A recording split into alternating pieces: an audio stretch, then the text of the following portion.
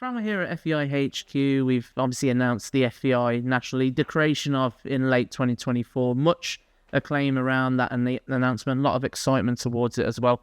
I suppose just if you could provide a progress report around where the FAI National League sits at the moment. Yeah, well, I mean, initially, it's part of the 11 priorities. It's one of the 11 priorities with the football pathway plan, is to introduce a pyramid system in the game. The first step of that is a men's Tier 3 and National League.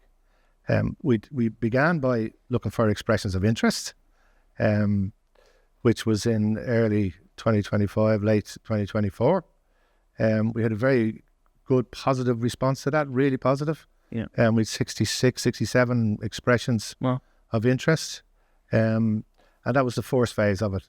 The second phase was filtering and contacting all the clubs that expressed an interest and tried to filter that list down to those who are really serious about it, those who are testing the waters, or those who just were just putting in an application to see what it goes. So we're now at the stage of where we filtered the list, and what we'll be doing next in phase 3 of it is to actually ask those clubs to come in and present to a panel within the FAI of areas that we can assess them on.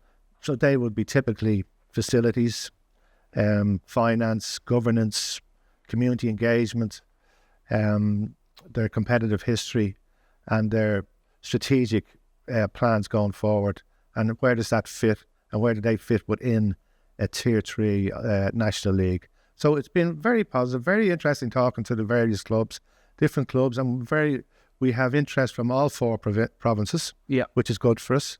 And we will assess the clubs on each of those criteria and the areas.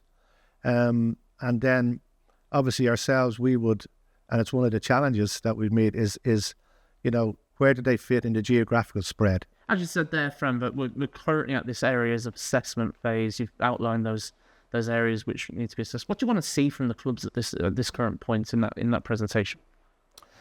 Yeah, very interesting question actually, because what we've specifically done here is that we haven't set strict criteria. What we want to do is to work with the clubs, to develop the clubs. The league is there to develop players, develop coaches, match officials, administrators, and clubs. And community as well, I suppose. And the community, absolutely, yeah. And to develop those clubs within their community. And that's one of the criteria is how do they engage with the community? Can they build a fan base in that area? Yeah. So it's been interesting to see that, we some clubs, I mean, have been, this is really part of their plan and they were waiting for this for years to come along. And other clubs are sort of tentative about it and, thinking this is what they want to do. And we purposely haven't gone out and chased club. We've actually said, you express an interest and we'll talk to you about it, and that's what. But what we've seen is a lot of enthusiasm from the clubs, and various levels of engagement with them, and a lot of the clubs that have discussed it internally amongst their management group and amongst their committees and amongst their coaches and that. I'm very keen to come in.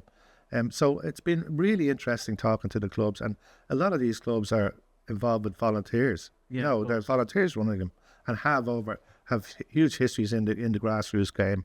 And it's interesting to see that we'll have an opportunity to work with these clubs over a period of time. If they make the assessment and qualify to come into the league, we'll have a period of time to work with them to say what we expect from the league around match management, events, running the events, which each of the games will be, at coaching levels, the player pathways, those sort of things, that the nitty gritty where we get into, and we'll have a good period of time. And the plan would be to announce, at the end of the year of who's in, and then to work for the first 6 months of 2026 with those clubs in workshops around, because they would all have to come on to FIFA TMS, and we'll have various windows they'll have to work through, and then have a truncated season in early September or late August 2026 to the end of October, November, to bring them for the 2027 season, which will be the official first season, hopefully of the Tier 3 Men's National League.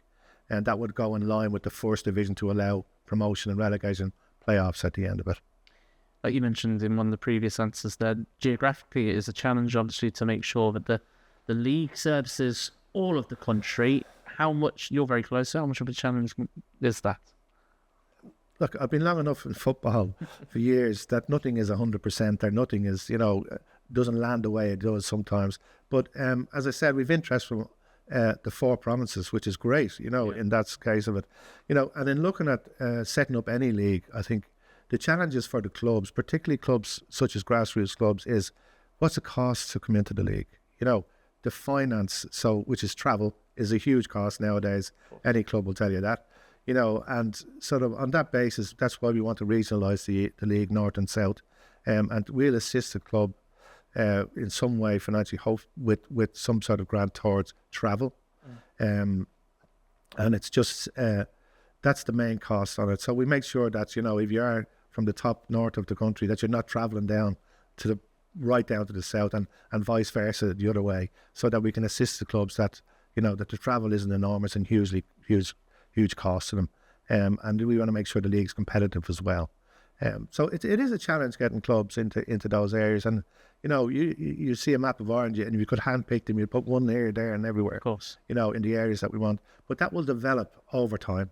I think that's what we're doing, and this is a long-term project, and it's hopefully in many years to come, we're looking at this is the start of the pyramid process that we can build around here, around Irish football, and will help develop players, and develop everything else around the game, all the different stakeholders in the game. Hopefully this would benefit Irish football overall, and that's what the Football Pathways Plan is for, and this is an integral part of it. The Irish, to build what you just said, the Irish football community, when we announced the FAI National League and the intention, the creation around it, it was one of the probably the best announcements we've ever done in terms of the excitement it then generated around it. Like, that excitement's really out there for this. It's really positive. A football pyramid. How excited are you by that project? Yeah, I mean, it's something. When you're administrating Irish football, you have to be very, you're into reality now. We're into the next phase. All these different phases. You're into the real reality that now we are going to ask you questions. We're going to see if you're up to this, and we want to make sure that when they come into the league, you come in for the long term. And that's important for clubs to realise that. And lots of clubs are up to it and very excited, as much as I would be about it. But from our side of it, we want to make sure, that this is done right, and that we get the right clubs in the right areas, to make sure that the league is a success. And it is absolutely. I've been around lots of games at grassroots level, and I'll be going to visit lots of clubs, and watching games and talking to people on the ground, that people are genuinely excited by it.